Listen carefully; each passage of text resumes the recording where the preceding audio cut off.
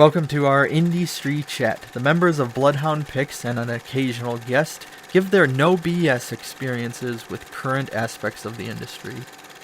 Thank you for joining me for this episode where we are wrapping up our 4-day coverage of The Unfamiliar, a movie that will be coming out in the UK on September 11th. It is already available here on the States where I am recording from, but I had the pleasure of talking with the director and writer, Henk Pretorius, who was incredibly knowledgeable, and we got to talk about the kind of philosophy behind the movie and answering a lot of questions, but not enough to really spoil anything. It was a lot of fun, and we hope we get to have him back on again, along with the rest of the cast and crew that I had the pleasure of talking with. It's been a fun kind of 4 days, and I hope you enjoy this one. And of course, go watch The Unfamiliar, which I know is available in the States, but is coming to the UK on September 11th.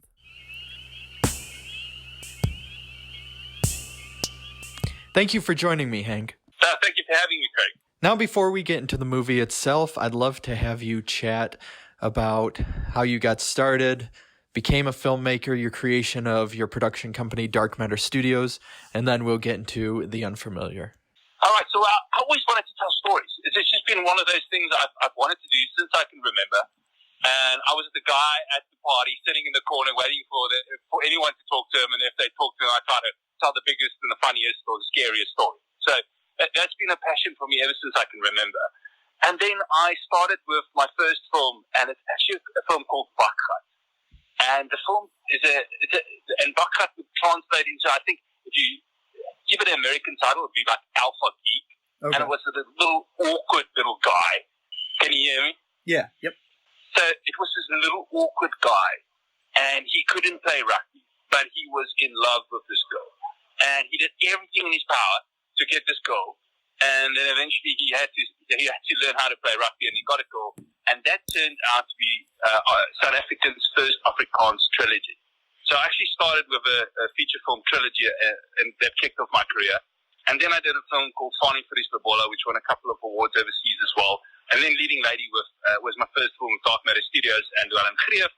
And then we produced a couple of other films together, and then we got to The Unfamiliar. So it's really, I would say, quite an eclectic genres of films and stuff I've been involved with, written and directed or produced. Getting into the movie itself, I'm going to try my best to describe the film without spoiling anything for those that might want to watch it. What kind of inspired you to, dive into the horror genre then?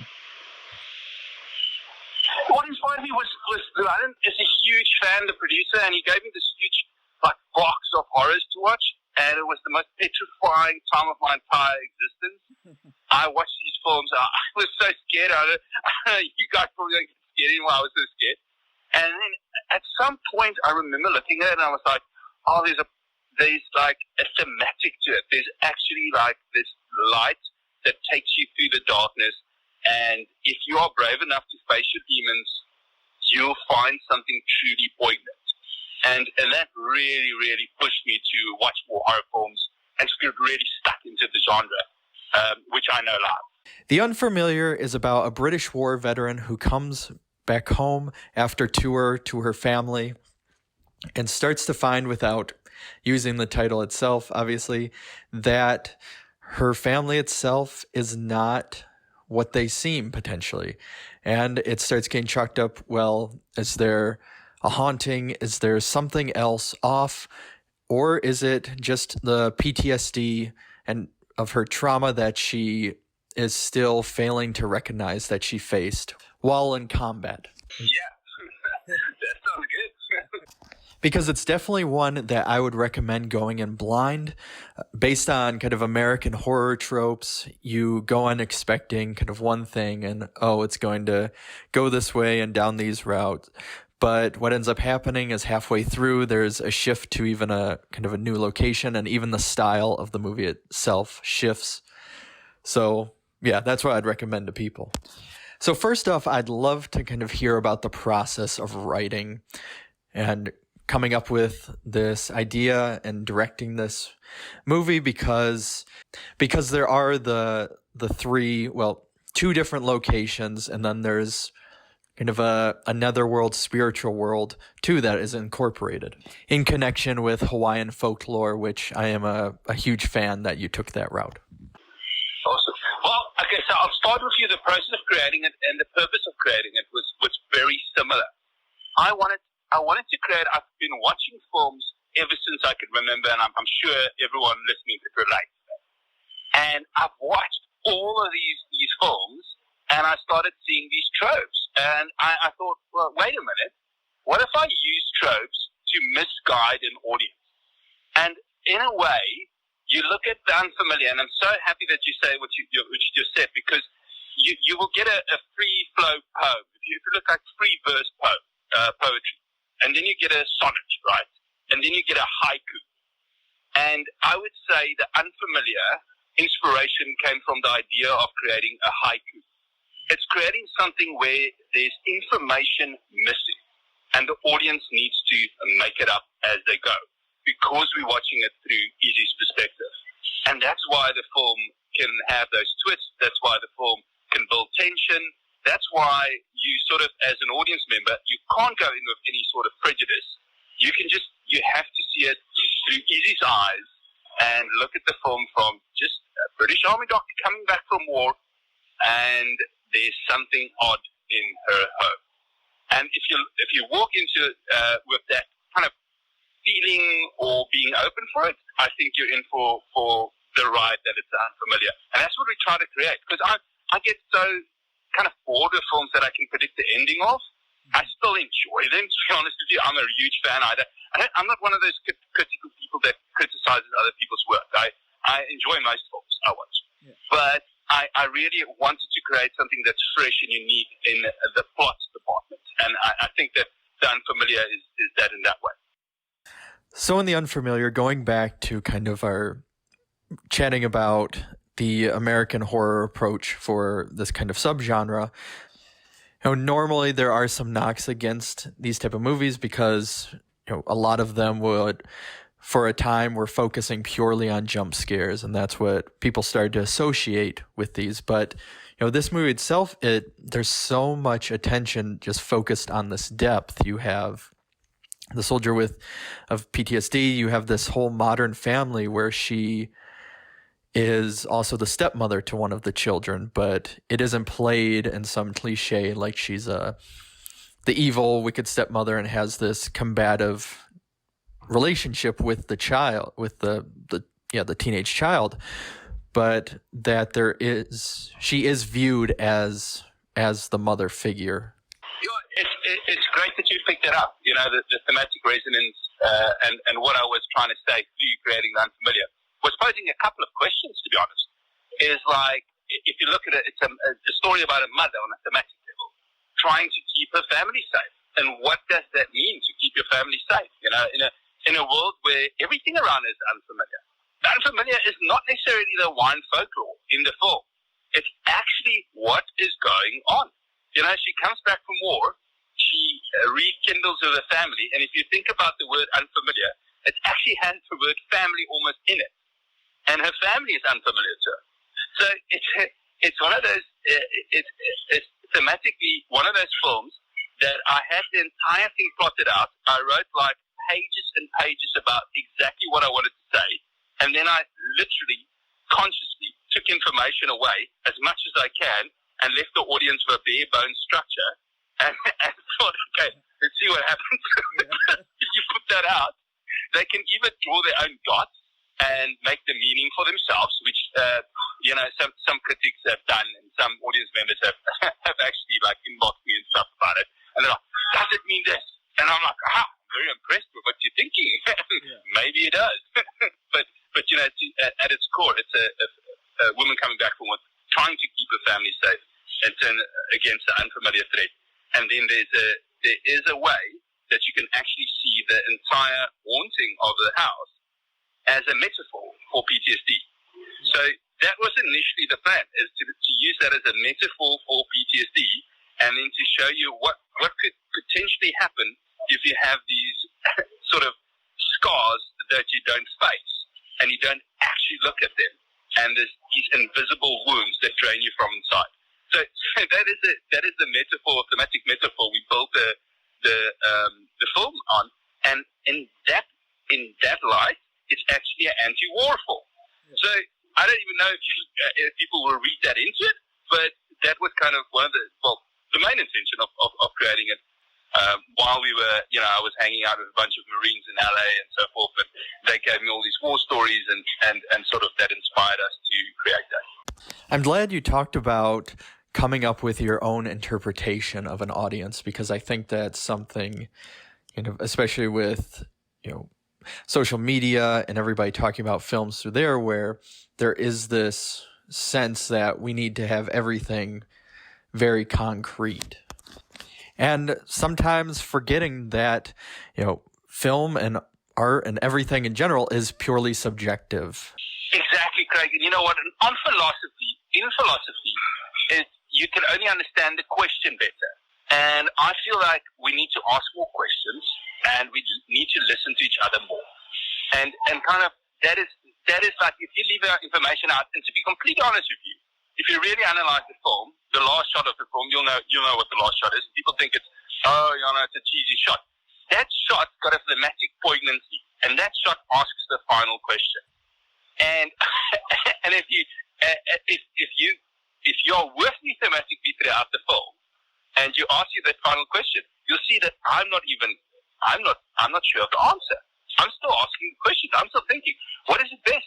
How do you protect your family in today's world? And I'm not talking just the unfamiliar world where it goes into coming back for more. I'm thinking, how do you protect your family against social media? How you protect your family from people that might do just about anything to them on social media? So et cetera, et cetera.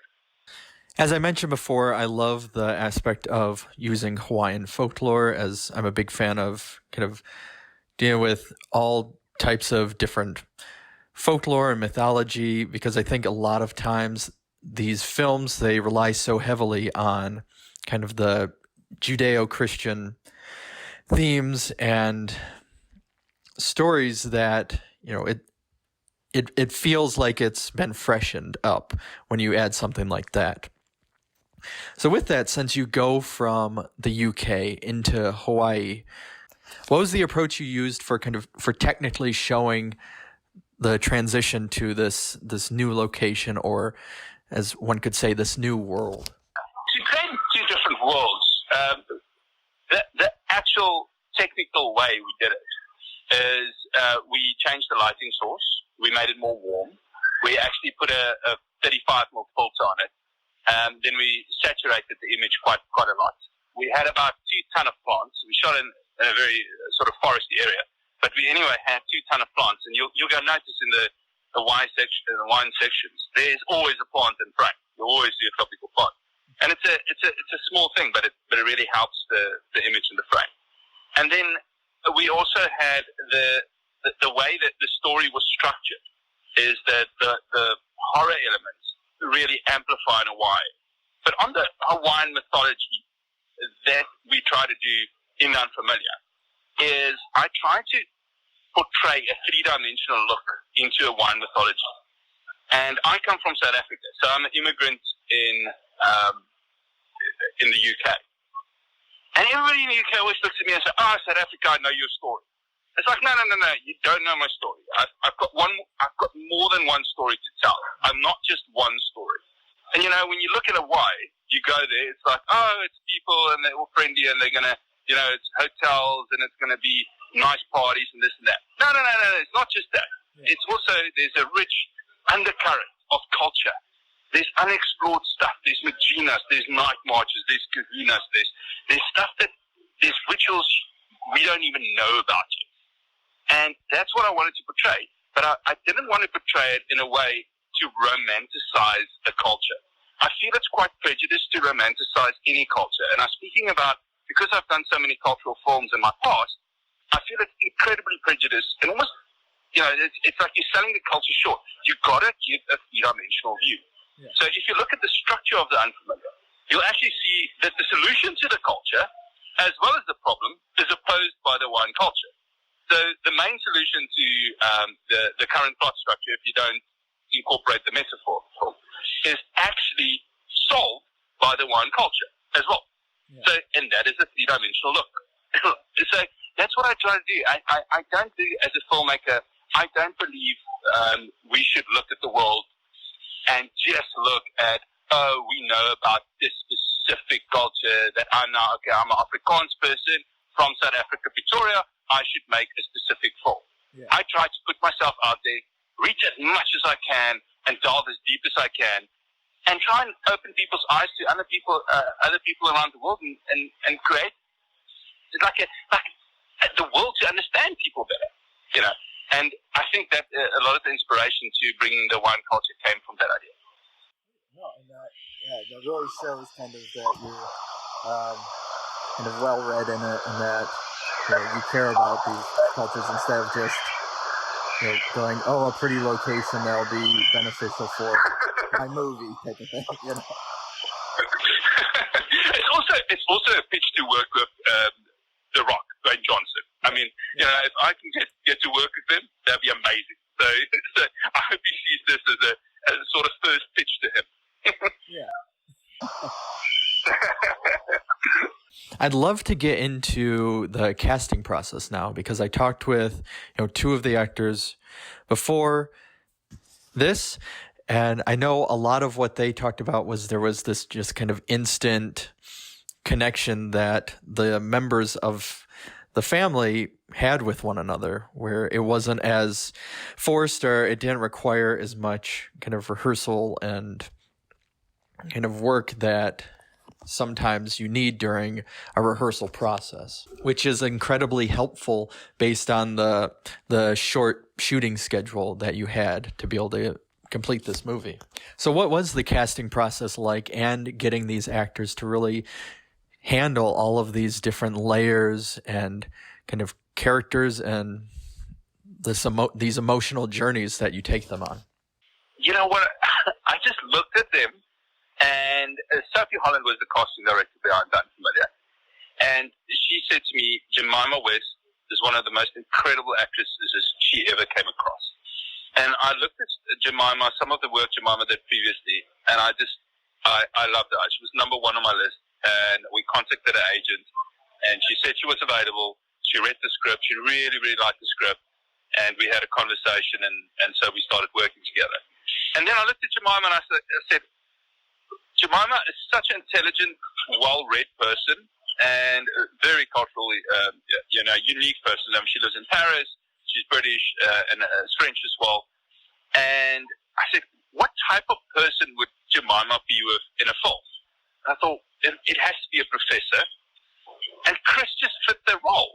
And when you look at them and you take photos of them, you'll see that they actually do look like a family. You know, Rebecca being the stepdaughter, of course. But you'll see that they actually look like a family. It's incredible. We took pictures before we started shooting the film.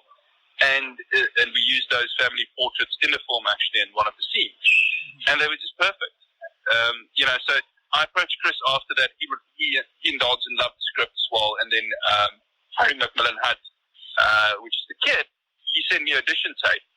And he literally did everything I wanted without asking. He already did in the audition tape. And I was just like, I said, this is the kind of kid I want. I said to my wife, maybe we should have kids. So it's like it's one of those, you watch a kid like that, and he's like the most intelligent actor. He can remember all the lines. He knows what the blocking is. It was amazing working with him. And I was just like, and with Rachel Lynn, same thing. Rachel Lynn actually as well, and then Rebecca Hansen as well. They send me tapes, and afterwards I was like, I just phoned them and said, you can't, because there's nothing more they had to do, because they were just perfect. And then we all came together, and we had rehearsals, and it was a very organic process, because you don't really have to direct great actors. They just do their thing, and you sort of more audience member, and you watch them work, and you kind of in awe of what they do with the lines, how they play the character, and you can help them, or guide them a little bit if you feel that this might fit the narrative better.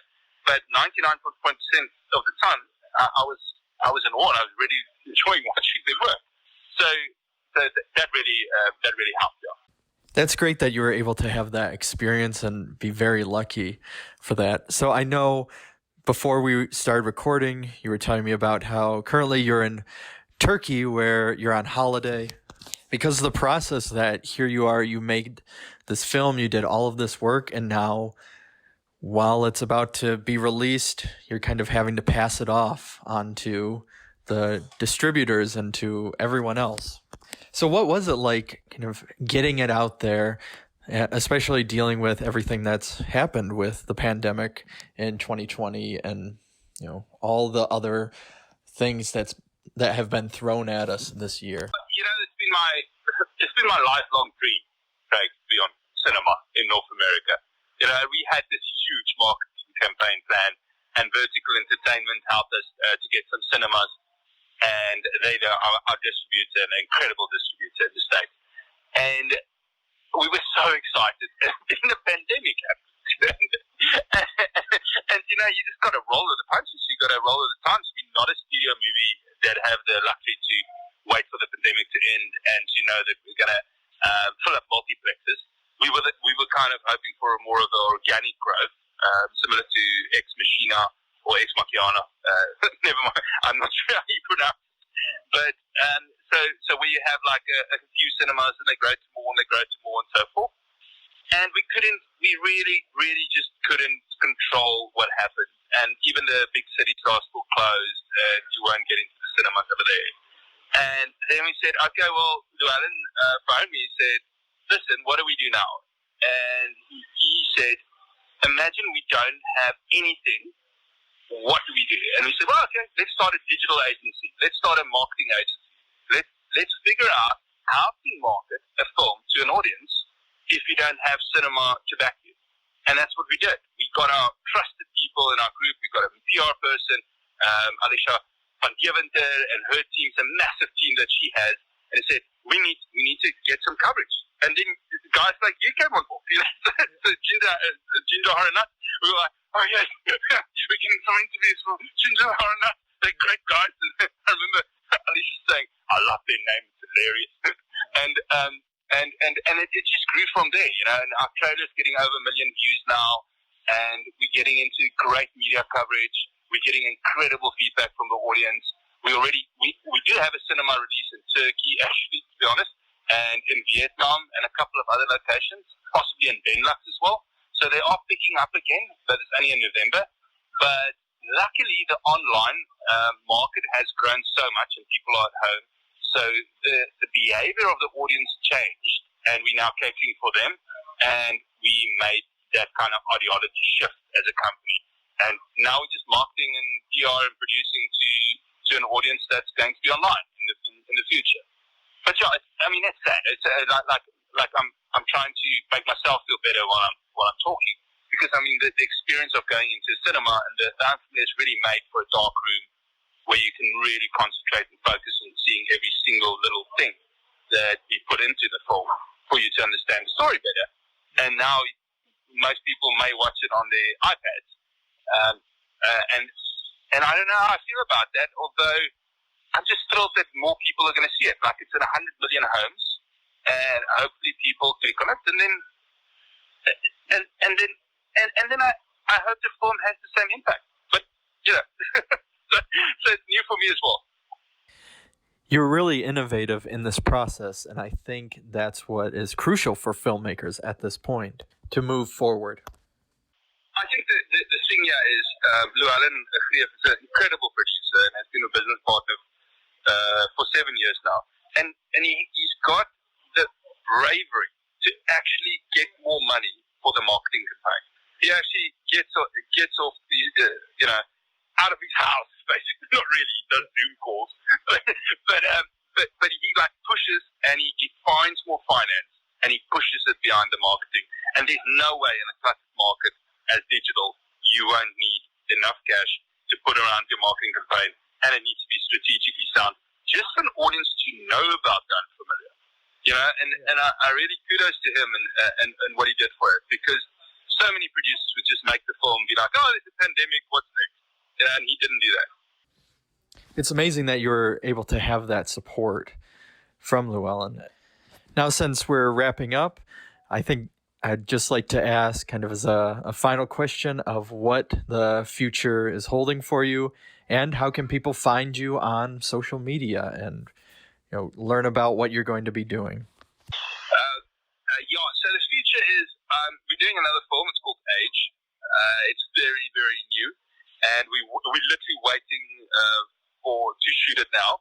So we're going to shoot it in the UK, South Africa, and probably somewhere in Europe as well. It's a little bit of a bigger film than Unfamiliar. So that's what we're doing next. It's a sci-fi dramatic film, and hopefully we'll have some A-listers in it, which we love. Oh. And then, so that's cool. And then as a company, we're doing a bunch of things. We're gonna ride the wave. We're gonna do.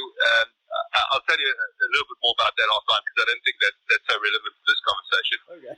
And social media wise, you can find Unfamiliar on Unfamiliar Movie. It's all the social handles are the Unfamiliar Movie.